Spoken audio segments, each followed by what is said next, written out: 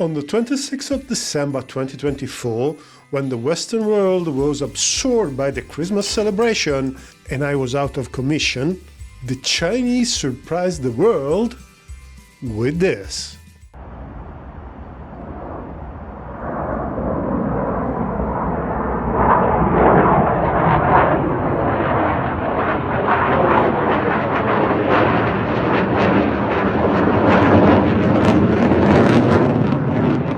And to be honest, it wasn't the only Chinese surprise. There's plenty to discuss about China, but this video is the analysis of the new J-36.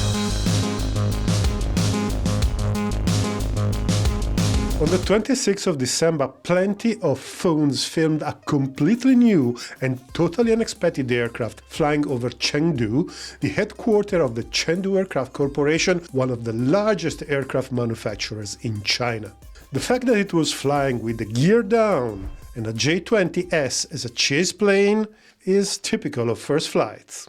Everybody started talking about the Chinese 6th-generation aircraft and called it the J-36 from the first two numbers of the board painted on the fuselage. I will stick to this nomenclature for practicality, but we are not sure that the name is indeed J-36. And we are not sure it is a 6th-generation aircraft, whatever the definition of 6th gen is. What I'm sure, though, is that it is unlike anything I have seen before.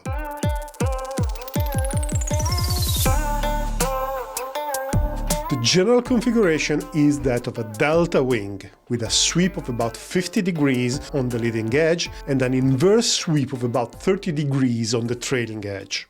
The wing seems to have leading edge extensions with a sweep of about 65 degrees. The aircraft is not configured as a lifting body, nor as a flying wing. In fact, it has a distinct fuselage with the wing in median position. From side view, we can see that there is a part of the fuselage above the wing with the now iconic dorsal air intake. Quite surprisingly, the aircraft features 3 engines, 2 fed by the side intakes and the central one fed by a dorsal intake. This is a very unusual configuration that we will cover later, but this is just the first of the oddities in this aircraft. Always from the side we can appreciate that a cockpit seems to be present, so, well, it's not unmanned. However, it is difficult to say whether it is a single-seater or a dual-seater, and in this case, whether it is an inline or a side-by-side cockpit, albeit I think that the latter seems more likely.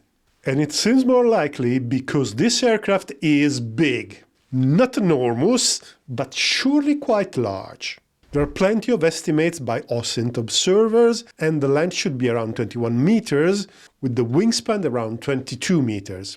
These are calculated counting the pixels on the images we have and comparing them with the size of the J-20S, the one acting as a chase plane.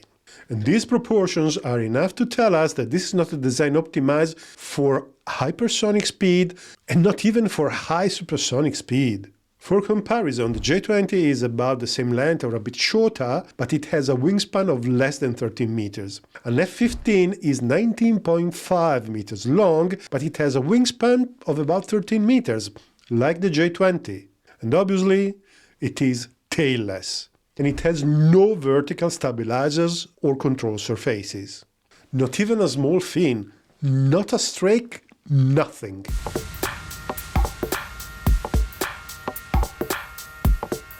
The wing seems to be a classic delta, that is, a wing with a very thin leading edge promoting the early formation of lifting vortices. If you look at the wing of modern deltas, particularly the European Delta Canards, you will realize that the leading edge is quite thick and it hosts lift augmentation devices like slats that are often used for maneuver too. If we compare it with the wing of the F-106 or the early Mirage, we see that the leading edge, in the latter case, is much thinner. The reason is that a classic delta wing works by generating vortices above the wing that create a suction, so to speak, above the wing itself. The modern deltas, while still generating their vortices, have a sort of a hybrid wing where part of the lift is generated like in conventional wings by the shape of the airfoil. On this channel we have an entire series dedicated to the delta wing and the delta canards. It is old, but the physics doesn't change every few years. In this case, on the J-36, it seems that the wing is quite thin and there are no leading-edge lift augmentation devices visible. This type of wing is very efficient at transonic and supersonic speed, and with modern active controls, it is possible to manage the excursion of the aerodynamic center to have the aircraft flying in cruise at high subsonic or moderately supersonic speed in a condition of minimal trim drag. And mind, this gives us a hint of what kind of missions this aircraft is optimized for, but we will get back to it. However, there is another oddity blatantly evident. Why do you need leading-edge root extensions in front of a purely delta wing? The Lurks are, in fact, a small delta wing usually placed in front of a conventional wing. They generate nonlinear lift at high angles of attack, they generate vortices, increasing the stable flight envelope of the aircraft and its maneuverability. They really seem not to make a lot of sense in front of a classic delta wing, which is basically already doing the same job. While having a second vortices system, if accurately designed, can be aerodynamically useful. An aircraft like the Gripen or the Mirage 2000 do have vortices generators for this purpose. In the case of the J-36, though, I believe that the Lurks have been introduced for two reasons.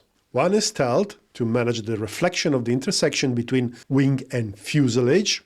The other is to generate additional lift at landing time at high angles of attack, thus allowing for a reduced landing speed.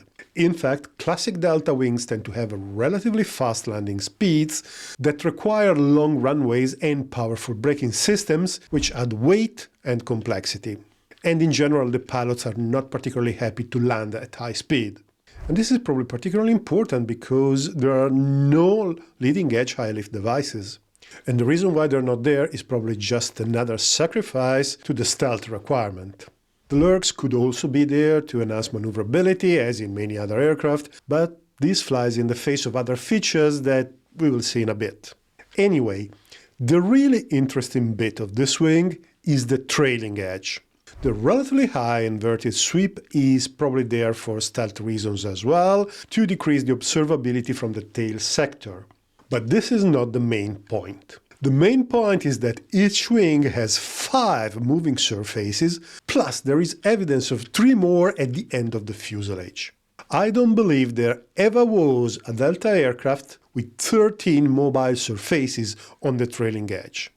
And, as if this was not enough, there are 2 more oddities.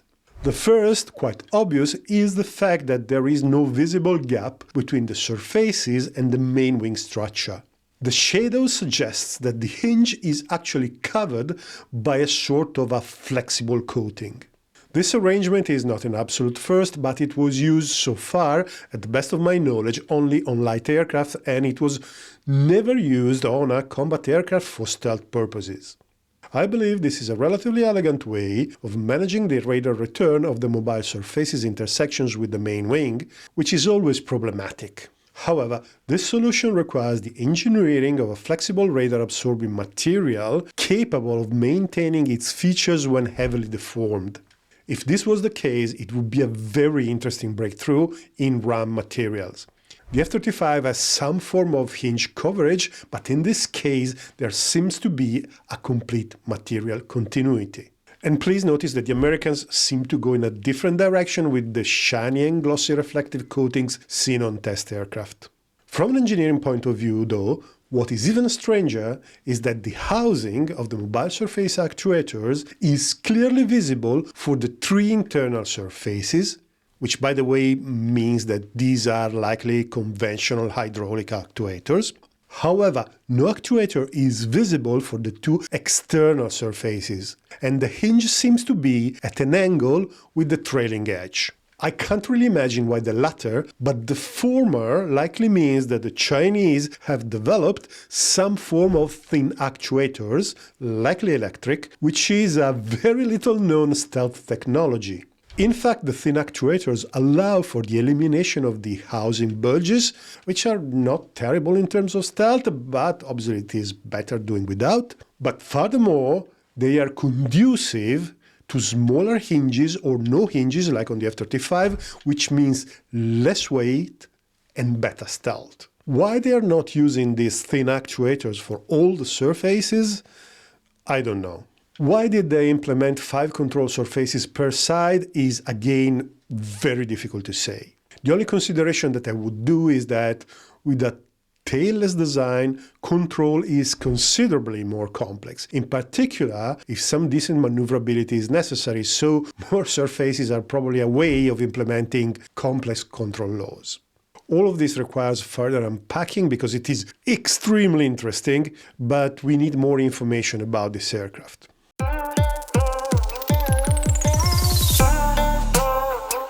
The aircraft fuselage is well defined and proportionally quite wide. The fuselage section adheres to low observability principles, being uniform in section and forming an angle larger than 90 degrees with the wing. It is the same general solution of the J-20 in what seems to have become a Chengdu trademark configuration. The most relevant aspect, though, is the fuselage tapering toward the tail. It is very clear, and there is no doubt that this is an explicit design choice. This betrays a configuration designed for very low drag, particularly at high subsonic speed. Low drag doesn't mean only lower specific fuel consumption, but also improved acceleration. So you may wonder, why are not all the aircraft designed like this? Well, the Gripen is, to a certain extent, but usually on combat aircraft, the tail is occupied by the nozzles, which impose a limit to the section reduction. But as we will see in a bit, the J-36 has a different solution. The aircraft is clearly not area-ruled, the fuselage width is constant, however this tapering, albeit not ideal for the area rule, happens exactly where the wing frontal section increases the most. This means that it might have some role in reducing the wave drag too at transonic and supersonic speed. Overall, the fuselage section is quite regular, rather than having protuberances and bulges to accommodate internal components like it happens on the F-35. The aft section shows some shaping due to the engine housing, but it is really a small deviation. It is clearly designed to have a large internal volume, even if part of it is occupied by the 3-engine configuration and the associated air intakes. From tail to nose, the first element we see are the 3 moving flaps, which are part of what clearly seem to be a form of 2-dimensional thrust vectoring. Their overall configuration, which by the way is ideal for stealth, is similar to the YF-23 or some old Russian experimental designs. Thrust vectoring is usually associated to maneuvering or dogfight performance, which is also odd since you would usually not associate these characteristics with a large aircraft. In this case, I believe it is a further contribution to the control laws and it could be useful for trimming the aircraft. The fuselage, and the entire aircraft for what matters, seems very smooth, with very few details, as if it was entirely covered in that flexible radar-absorbing cladding we mentioned before. There are no formation lights, no inspection hatches, no apertures, nothing.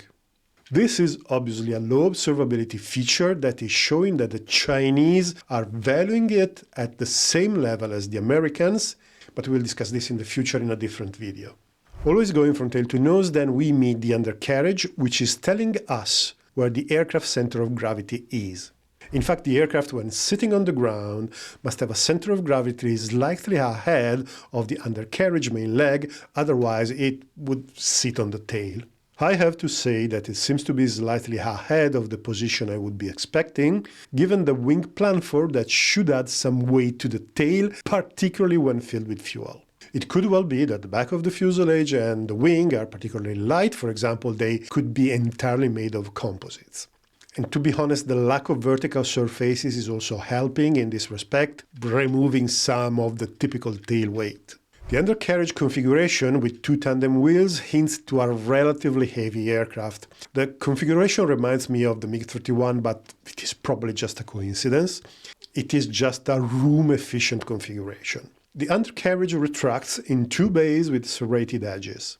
The serrations seem quite small, which could mean that they are optimized for relatively higher frequencies than usual, but yeah, It's difficult to say.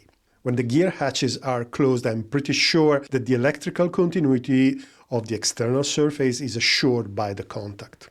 Between the two undercarriage bays, there seem to be 4 weapon bays doors. We have not seen them open, but I would imagine that there is a long central weapon bay with 2 shorter on the side. Or, considering that the central separation line seems thicker than the others, it could be 2 bays on each side of the center line with an irregular shape. Or even, it could be a single large weapon bay with compass doors and again an irregular shape. The J-20 configuration with a single large rectangular base spanning the entire width of the fuselage is very room efficient, and if it was adopted, it could become another Chengdu trademark. It is difficult to speculate why this long-short solution was chosen. It could be for structural reasons or for the placement of internal components. The central bay or section, depending on the configuration, should be long and deep enough to house the long PL-17 air-to-air missile, so it should be no less than 6 meters in length, which would be not enough to house 2 PL-15 in line. And I honestly believe that these are planned to be housed in the shorter bays on the side, maybe a couple each. Obviously, in the central bay, there should be room enough for a reasonable panoply of Chinese guided weapons.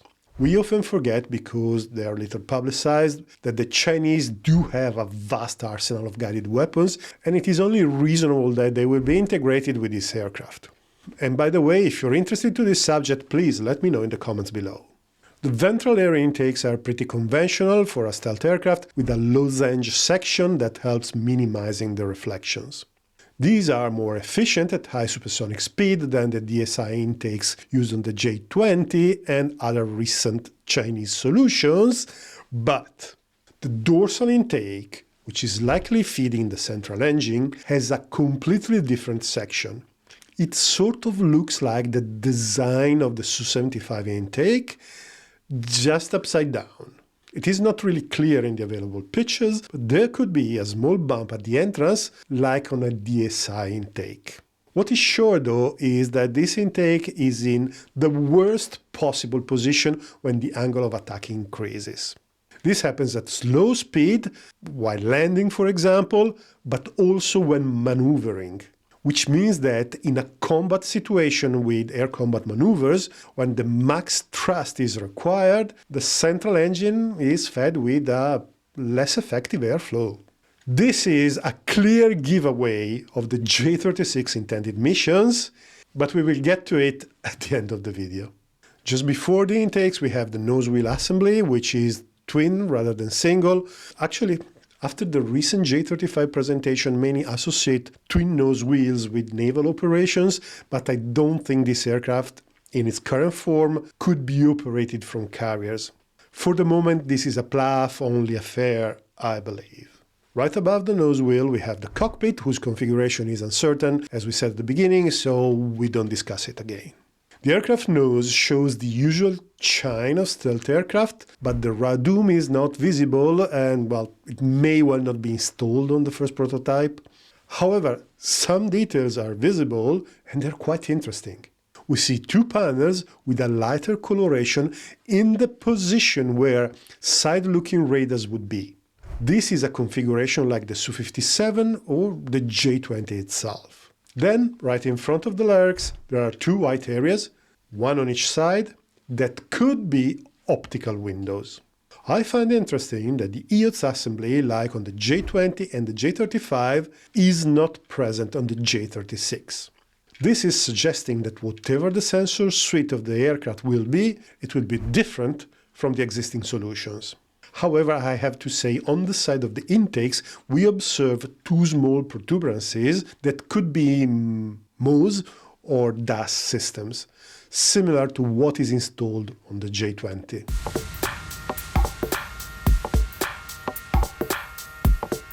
The obvious oddity on this design is the 3-engine configuration. It is impossible to say exactly why the choice was made by the Chinese designers, but many observers have made some educated guesses. One reason may simply be thrust. The Chinese still have some way to go to match Western engine performances, and this is probably the technology where there are still some differences. It is simply possible that just 2 of the available units did not have enough thrust for the desired performance. We don't know what engine is installed on the J-36. The most likely option, as far as we know, is the J-15 engine in a variant with these strange 2D nozzles. This is still in development, or it is just entering service. It has been originally designed for the J-20, but it could well be used on other aircraft.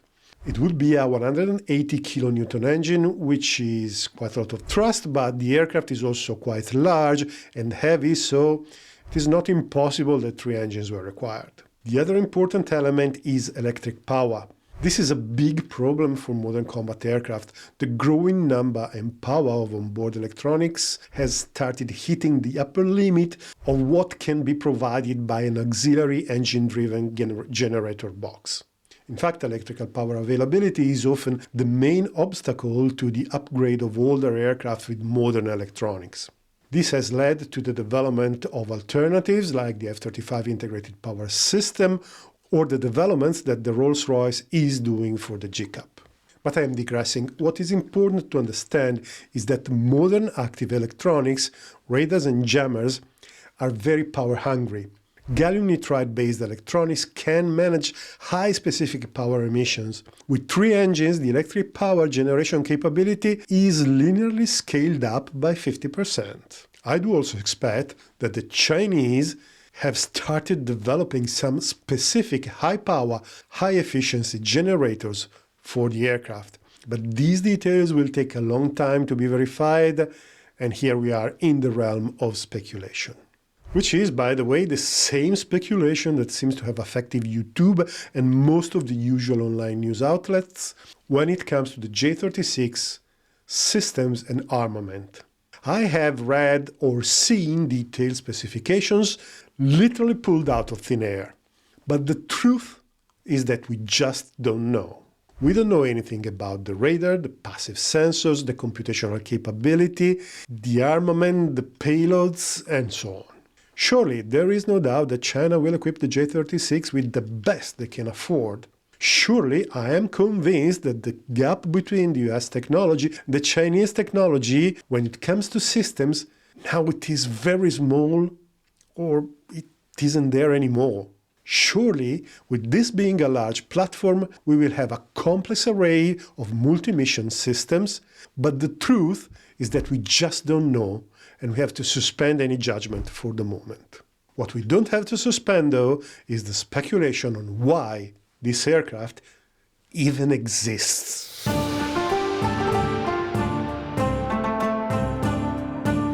This aircraft is quite big. The reasons why you want to make an aircraft big are payload, range, or both. And we can safely assume that in the case of the J-36, the reason is both. The weapon bays are large, and the aircraft size is large. The undercarriage configuration suggests a maximum takeoff weight considerably larger than the average combat aircraft, probably in the ballpark of 50 tons or even a bit more. However, part of this weight increase is probably defeated by the presence of 3 engines. While they increase the thrust and power generation by 50%, they also increase weight and specific fuel consumption. This means that the increase in combat range compared to, say, a J-20 or a J-11 may not be as much as some are expecting.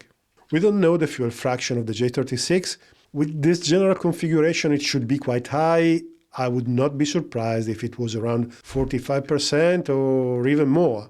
However, with 3 engines, it is always possible to idle or turn one off during an economic cruise and still fly at high subsonic speed.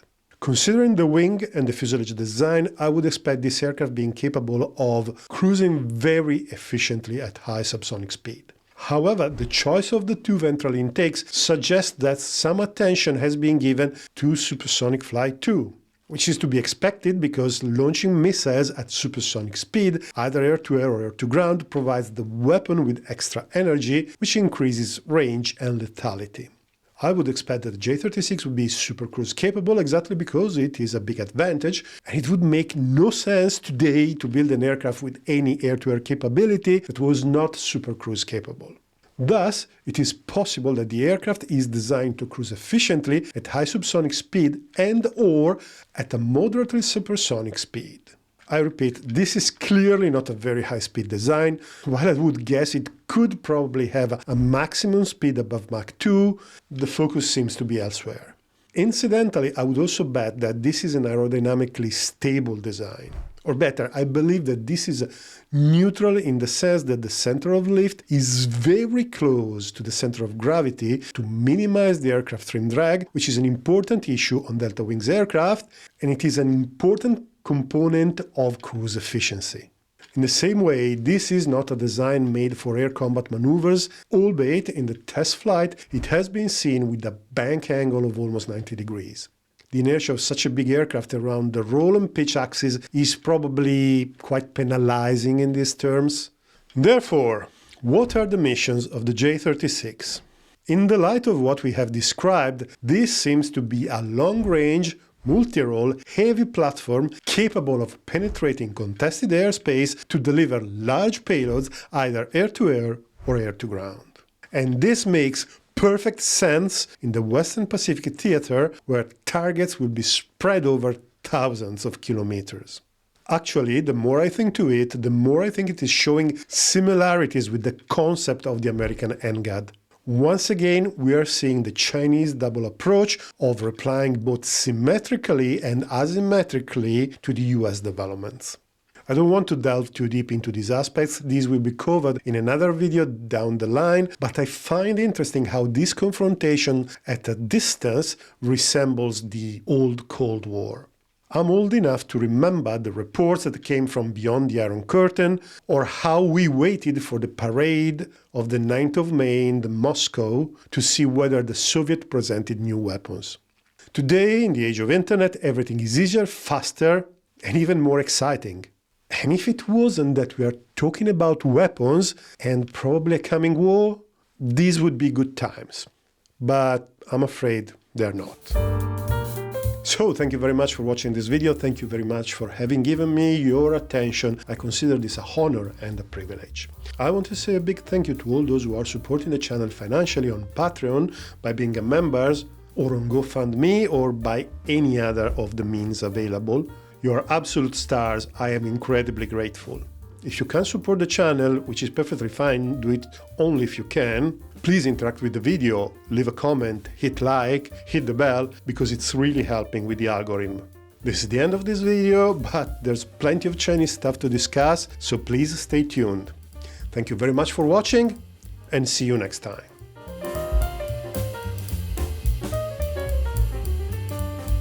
Sir, did you do a video about the Chinese J-36 without telling me? Otis, don't worry, there's plenty to do. There will be other occasions, okay? You know very well that I can take care of the research in China, sir. Yes, Otis, I know, but honestly, I would like to avoid having some Chinese special forces breaking through the door. I can take care of that too, sir.